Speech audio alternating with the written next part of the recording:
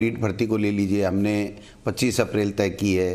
काफ़ी लोग मांग कर रहे हैं कि साहब वो तो महावीर जयंती है, आप उसको आगे बढ़ा दीजिए।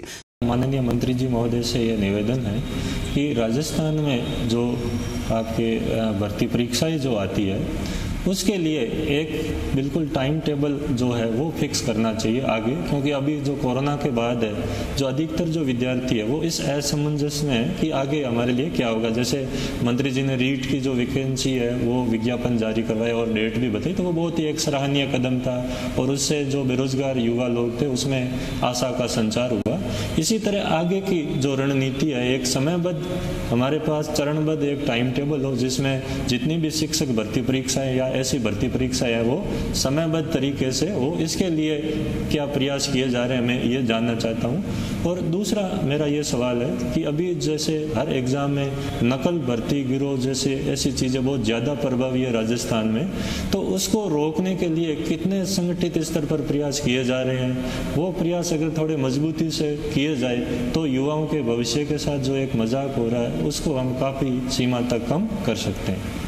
बिल्कुल, और इसकी बहुत ज़रूरत भी है। डॉक्टर साहब, इसके लिए किस तरीके से आप लोग इनिशिएटिव ले रहे हैं? देखिए, निश्चित रूप से कोई भी भर्ती जब विज्ञप्ति निकलती है तो उसका टाइम टेबल तय होता है और उसी हिसाब से परीक्षा होनी चाहिए। लेकिन जो देखा जा रहा है सामान्यतः कि कोर्ट में कोई न कोई पक्ष चला जाता है और कोर्ट में जाने के बाद में वो भर्ती प्रक्रिया कोर्ट के कारण से बाधित हो जाती है। कोर्ट के आदेश की पालना में हम लोग नहीं करा पाते हैं, अथवा उसके बाद में भी लोग बाग कोर्टों में जाते रहते हैं, डिमांड करते रहते हैं। अभी आप रीट भर्ती को ले लीजिए, हमने 25 अप्रैल तय की है। काफ़ी लोग मांग कर रहे हैं कि साहब वो तो महावीर जयंती है, आप उसको आगे बढ़ा दीजिए। तो मैं समझता हूँ उसमें कई कारण जुड़ जाते हैं कि भर्तियाँ समयबद्ध नहीं हो पाती।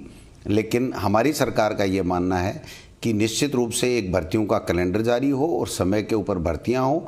कम से कम कोर्ट में जाएं भर्तियां, और कोर्ट में जाएं तो उसकी त्वरितता के साथ में उसका कोर्ट से समाधान निकाल करके बच्चों को, बेरोजगार बच्चों को नौकरियां दी जाएं। वही हमारे साथ